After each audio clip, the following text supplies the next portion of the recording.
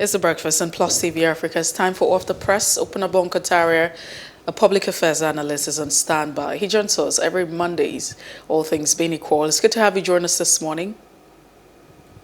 Good morning, Mercy. Good morning. Justin and Nigeria. Yeah, good morning to you, Opunabo. Thanks for joining us. All right, let's take a quick look at the Leadership newspaper this morning and find out what's making the rounds on the Leadership. The board header says, rising insecurity. Hiring mercenaries, not an option. Our troops are capable. That's what CSOs are quoted to say. And federal government to change security tactics. Should we know about it? Recaller ex-serviceman says Khan calls for mercenaries worrisome. Afenifere is quoted. Ohaneze and AYCF back calls say it's long overdue. ACF Northern Coalition caution against making political capital out of crisis. Just before we move away from the Leadership, you have gunmen killed 10 in Plateau. ISWAP executes 4 fishermen in Borno State. Nigeria ports lose 5.4 trillion naira in 5 years to absence of single window. Wow. ECOWAS court nullifies Section 24 of Nigeria's Cybercrime Act and second Niger breach. Federal government commends NSIA and Julius Berger on quality of work. 2 students develop technology to check rail vandalization. We pay attention to that is another question, but that's the much we can take this morning on the Leadership. All right, away from the Leadership, we'll move on next to the Punch newspaper this morning. The lead story on the Punch, PDP backs Obasanjo Adeboye's fears over killings 2023 elections with some interesting riders there. Buhari government overwhelmed. Nigerians no longer safe on roads, train, airport, says ex-president. I'm not sure if 2023 elections will hold, says RCCG General Overseer, laments crude oil theft. Obasanjo Adeboye stating the obvious. Northwest governors organizing a dubious amnesty alleges the People's Democratic Party. There's an interesting picture there on the Punch newspaper. All right, just below the pictorial there. Gunmen killed 10, injured 19 in Plateau State. A festival attack. Makinde threatens lawsuit over 998 million naira contract inflation allegation. Pastor's baby killed as wife. Female members fight over alleged affair with cleric. Song. Family opposes Gandhi, alleges AFDB director excluded, demand fresh sanctions. Above the masthead, 2 million people will start receiving 20 billion naira monthly from June. That's according to the federal government. As the federal government grants 3-year tax relief to 33 companies, bars 10 firms. PDP politicians stole soldiers' salaries during tenure, according to the presidency. There are other stories, but those are the top stories on the Punch newspaper this morning. Away from the Punch newspaper, we take a look at the Daily Independent. Expert urged naira devaluation to curb external imbalances. That's very interesting this morning. Say measure will bring more forex trading to official markets. I don't know how many economists would agree with this. Want to improve trading with other countries and non-oil sector. These are riders underneath the bold caption. God is the owner of power, says Imam suspended over anti-government sermon. Okay, we'll leave that to Opunabo Inko-Tariah. Government invade Plateau community, kill 10, injure 19. Why I am leading Yahaya Bello's campaign, Biola's daughter is quoted on that. That also was top trending, if you ask me. Expect more attacks on airport roads, rails, security specialists warns. This is what you also find 2023 elections. Unity of Nigeria supersedes zoning. Saraki is quoted. NDLAE seizes 5 billion naira worth of tramadol in Lagos, Abuja, and Edo. And insecurity has overwhelmed Buhari's government. The former president Olusegun Obasanjo is quoted on that, says, "Nobody's safe anywhere in Nigeria." I don't know if there will be elections in 2023. Pastor Adebo is quoted, and these are the headlines on the Daily Independent. All right, the final paper we are looking at this morning is the Nation newspaper. Well, yet again, insecurity, takes center stage. ACF to federal government wage total war on terrorists, bandits. Forum opposes use of mercenaries. Gunmen intensify killings, arson in Anambra and Imo State. Just below the masthead. Why I won't endorse any presidential candidate by Adeboye. The Fen votes. Cleric urges Nigerians. Insecurity worrisome. Above that one, 400 houses in resettlement cities near completion. Bola Ige murder. Omishore replies Professor Shoyinka, diesel crisis may shut down economy. Say MAN, that's Manufacturers Association of Nigeria. NASIMA, that's the National Association of Chamber of Commerce, Mines and Industry. PDP governor's twisted facts on Buhari's government, says presidency. Those are all of the stories you can find on the Nation newspaper this morning. Opunabo Inko-Tariah, it's good to have you join us once again this morning on the breakfast on Off the Press. Thank you, Mercy, thank you. All right, let's get straight to the crux of the matter. We start off with the leadership newspaper. The rising insecurity in Nigeria, hiring mercenaries, not an option. Our troops are capable. This is what civil society organizations quoted to say. But you remember, I would like to say, make reference to the fact that Mohammed Mamu, former chief administration of the Nigerian Air Force, and also national security advisor on the former President Goodluck Ebele Jonathan, of course, former president, said that Nigeria at the time used mercenaries. We're talking about mercenaries from the Ukraine, and they were instructors. So what's different now? The president, former president Olusegun, is saying that we have been overwhelmed, and that's what it feels like right now. And so what's the big deal with Nigeria asking for help? Well, your guess is as good as mine. I can't really fathom why the issue of mercenaries will be contentious, because it is obvious that the Nigerian military, the federal government, has failed to contain the crisis in the country. The issue of insurgency, militancy, banditry, terrorism, and what have you. And so since it seems that we are not capable, it's either we are not capable or the federal government is complicit. So if the federal government and the CSOs are saying we don't need the assistance of mercenaries, then probably they know what we don't know. And they should come out play, because we are talking of Nigeria. Nigeria does not belong to Mr. President. Nigeria does not belong to the service chief. Nigeria does not belong to the CSO. Nigeria belongs to everybody.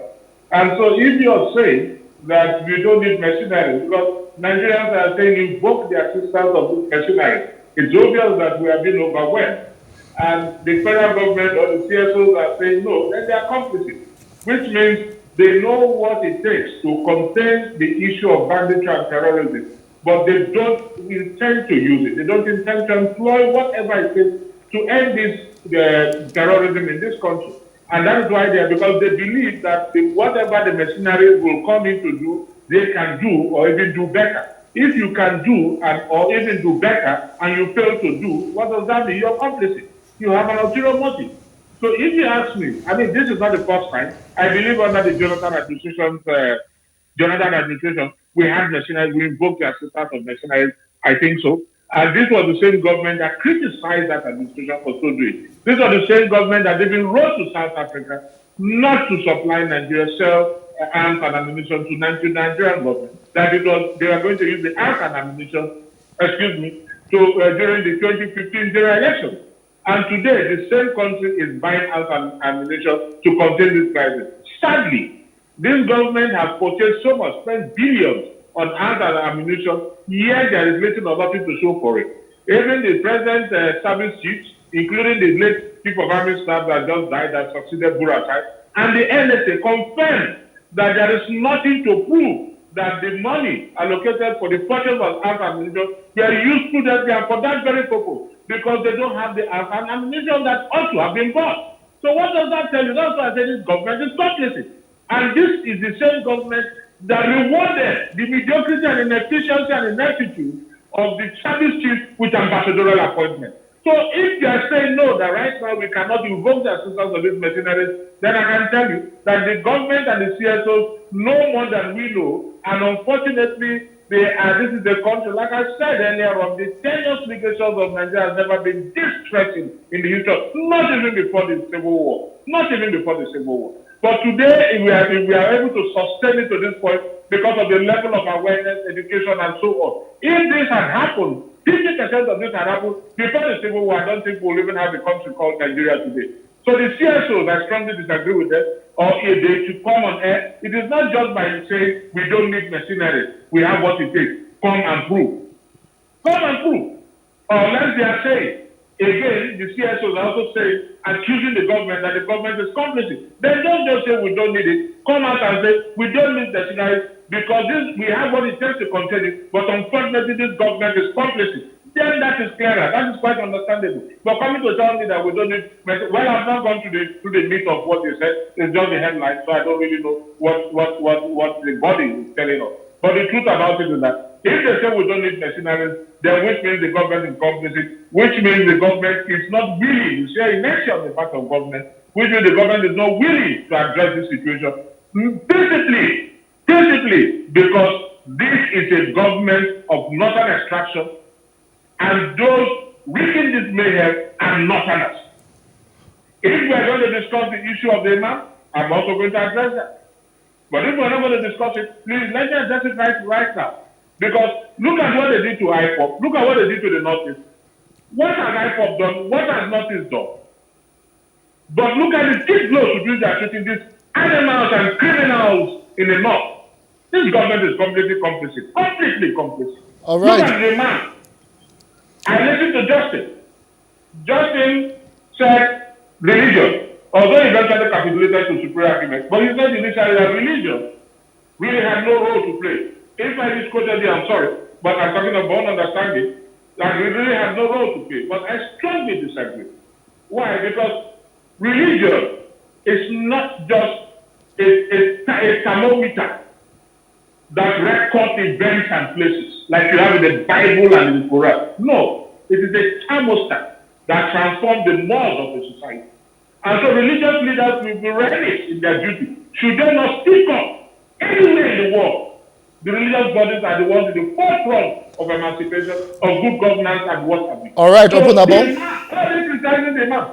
They're criticizing the man because of the blind followership. And that is why we have the problems we have in this country. The man spoke the truth, undiluted truth. All right, let's move on to the Punch newspaper now, Opunabo, if we may. We'll still talk about religion just slightly. The Punch captions it this way: PDP backs Obasanjo Adeboye's fears over killings 2023 elections. We will actually get into all of that, but let's just get your quick and candid opinion concerning that. Well, PDP is backing Obasanjo and Adeboye, of course, it's politics. What is the difference between APC and PDP? There's really no difference between APC and PDP. But it's politics. So they are playing to the gallery. That's exactly what it is. Nevertheless, it does not vitiate the essence of what Obasanjo and Adeboye said. It doesn't in any way vitiate it. The truth about it is that the air is suffused with this sense of dread and unease. There is this fear that the elections might not hold, but I have a conviction. It is my settled conviction that the elections will hold. If the elections should not hold, then the APC should be held responsible, because it's an indirectly of trying to perpetuate themselves in office. Even under Jonathan, in Borno, at the peak of terrorism, elections took place there. In other Anambra election took place there. So if elections, if the first elections are bought, then it is orchestrated. Because if you watch two things, it's either there will be a coup to oust this present government, or this present government will be in power. Because you cannot have an insurrection. So if that is the case, then the present government wants to perpetuate itself in office. And that will be completely resisted by Nigerians. So elections to hold.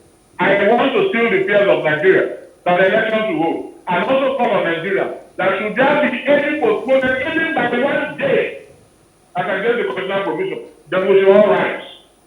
We will not tolerate it. We are not going to broke it. We should all rise. Is that right? All right, Opunabo Inko-Tariah, let's move away from that and look at the economy. On the Daily Independent, experts urge naira devaluation to curb external imbalances. Oh my God, my light is off. Okay, those on the gen. That is in Nigeria we find ourselves. But can you hear me? We can hear you. It doesn't stop the audio. Okay, we probably may just have it dark. Sorry, what was the question? What was the question? So, how do you respond to this? The fact that you're having experts urging that we should devalue the naira, and this would curb external imbalances in the country. Looking at the state of the naira right now, do you think we should, go ahead to devaluate the naira?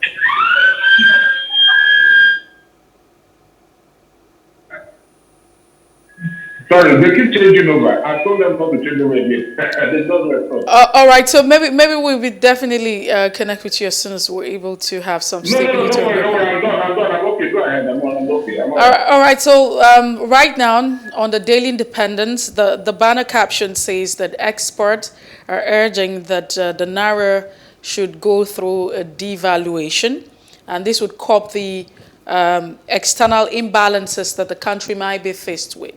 And so the question is, with the current state of the naira, do you think that for us to devalue the naira is the solution? I'm not an economist. Of course, I knew. I could predict that you were going to say that. Opunabo, I knew you were really going to say this. I see. Thank you. So, I'm not so. That will almost be pontificating. Well, the economy to come at that. But as a layman who studied or read the economics or had economics as a subject in secondary school, how are they going to devalue our naira? I can't really understand it. Because the naira, I'm very sorry to say, is almost, not like the Ugandan one, but almost, let me not say as worthless as a tissue paper, but I can say as worthless as a subject paper. So that's the way I'm going to put it. So when you further devalue, because what they are saying, the argument is that it's going to bring in forex. How? Messi, tell me, Justin, tell me. I don't know how. It's going to bring in forex. I can't comprehend it. So maybe after this program, you're going to get the experts to come and explain to me. I'm also willing to learn how it's going to bring in forex. But you see, the truth is, I think we are just floundering the morals of issues and procedures. We have a rudderless government, the government that does not know its direction, and so is trying to hook on to anything to see and come up with all kinds of excuses. Yes, they say experts, the economists have said it, but most economists are going to disagree with that proposition. Most, and I strongly disagree with it. Because I cannot comprehend how it's going to bring it forex when it's devalue our naira. We're always going to be economic slaves to the international community. That's exactly what we're going to do. We should think of how to strengthen our naira and not to further devalue our naira. We should think of how to strengthen. And how can we strengthen it? When even the mainstay, which is even wrong, we shouldn't have a mainstay. We should have plural sources of income, like agriculture and so on. But when even the mainstay is oil, and the oil will export the crude and import the refined product, how ridiculous. And you expect our currency, our naira to be strong? It's not possible. It's just not possible. All right, let's stay on the Daily Independent newspaper. There's a story just by the left column there. An NDLEA seizes 5 billion naira worth of tramadol in Lagos, Abuja, and Edo. Records largest cocaine seizure at Port Harcourt Airport. I need to get your candid opinion concerning this seizure made, and they said they have recorded the largest seizure so far at the Port Harcourt International Airport. With the ban of tramadol, they are still finding their way. That's on the tablets. They're still finding their way into the society somehow. What are we missing? Well, the ban simply makes it prohibitive. That's exactly what the ban is. It makes it illegal. You shouldn't have access to it unless on medical prescription. But that does not in any way block the source of it. Okay. And you have criminals in every society. It's like murder. Murder is bad. You can't commit murder. That doesn't stop you from has not stopped people from committing murder. And this business is still thriving. You have the issue of Abayari, for example. And he has also mentioned his accomplices in NDLE. These things thrive because you have people that ought to have enforced the law, transgressing the law. And that is why you have it. If you talk about Port Harcourt International Airport, it has to do with human traffic. Of course, you're going to have them at Murtala Mohammed International Airport and Port Harcourt International Airport because of the human traffic. But then, the truth about it is that you still have these businesses because those who ought to enforce the law, the ban, are the same ones transgressing. They are the same accomplices. They are the same ones that are benefiting tremendously from fruits of crime. So it will thrive, and that is why it is still thriving. For example, now you have goods coming in. Probably the ones that are even making this known are the ones that are sworn to ensure the enforcement of this ban. But if, for example, goods are coming into Port Harcourt, definitely the NDLA officer would have connected with those that are enforcing this group, would have educated them on how best to enforce this group, and would have assured them of protection. And so they enforce this group. Because no man will just, without conniving with NDLE, will just enforce tramadol. It is impossible. He's going to be scared of the consequences. He's going to be scared of being arrested. But the truth is, he has been given all assurance that if these things are brought in, he's going to be protected, they are going to be sold, and they are going to make money from it. So those that are going to benefit from the fruits of this crime, including the NDLA officials, the bad ones, I'm not saying all of them, it's not a blanket accusation. The bad ones, like the ones that I had mentioned, they are the ones that are making this business to still thrive. And that's why you still have this importation going on. It's like cocaine. It's like most of these other banned substances. Most of them. All right, let's quickly take a look. We go back to the Daily Independent as we close this conversation down. It talks about the thoughts of the General Overseer of the Redeemed Christian Church of God, Pastor Adeboye. He says, I don't know if there will be an election in 2023 yet. Of course, the papers excluded that part yet. According to him, God has not spoken to him. He doesn't really know until he has this conversation. But what are your thoughts? You also have, on the other hand, we heard several persons who have expressed concern about 2023. And for instance, the former INEC boss talking about Tahiru Jaga, saying if we continue the way we are with the insecurity concerns in our country, we probably might not have an election in 2023. How do you react to, this thoughts? Well, concerning Pastor Adeboye, he's a revered man of God, and I really don't like joining issues with the revered man of God, honestly. But nevertheless, he said this in the open, so it will be subject to criticisms and analysis. Having said this, God does not need to tell Pastor Adeboye that there will be elections in Nigeria for elections to hold. God does not. Okay, what if God does not disclose to him at all? Must God tell Adeboye everything? It's not possible. It's not going to come to Adeboye. He's not the only pastor in this country, not even in the world. Because every pastors all over the world have reserved the right to comment on Nigeria's election, just as we have the right to comment on the election. But having said this, Adeboye, he said, he is not sure because God has not talked to him. That does not mean there will be election. That does not mean there will be election. He is just saying, I don't know if there will be. But then let us give a penetrating thought to what he said. Ordinarily, it shouldn't have been an issue. I mean, why will anybody get up to say I don't know if there will be an election or not? Ordinarily. But what that connotes is that given the overheated political index, I don't know, I am not too sure if the elections will hold. Nevertheless, I am waiting on God to tell me, because He's the all-knowing, the Alpha and Omega, to tell me if it's going to hold. He has expressed some doubts.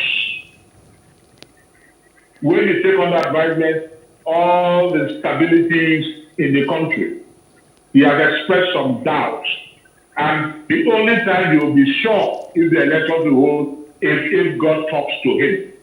If he did a penetration test, why will anybody just get up to say, I doubt if the elections will hold in America in 2024? Why would you say you doubt if it's going to hold in America? Because you know it's going to hold, it's a norm. So why would you doubt? For you to have expressed that concern, there is some modicum of doubt. And you just want God to confirm that doubt or correct that belief that elections will hold. So in whichever way, it's not a pleasant statement. I'm not criticizing, I mean, it is not a good omen, let me put it that way. If I say that, a lot of people say he has the right, yes.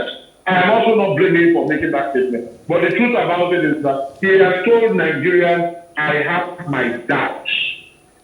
Only God at this point can save us.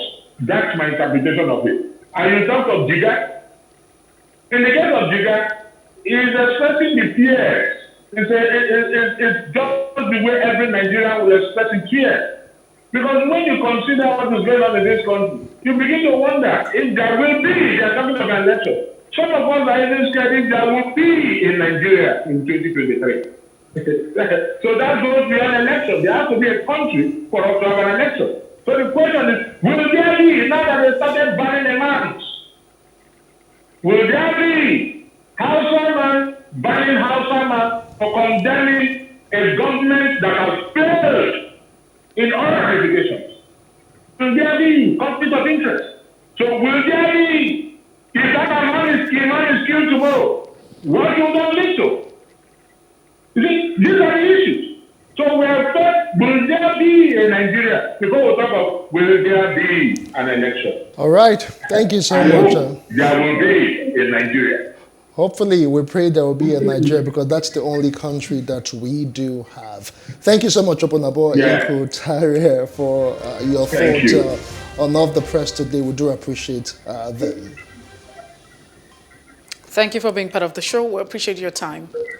All right, it's still the breakfast on PlusTvAfrica. Away from Off the Press, I will go back at this day in history and bring you what happened today in history in a moment. Stay with us.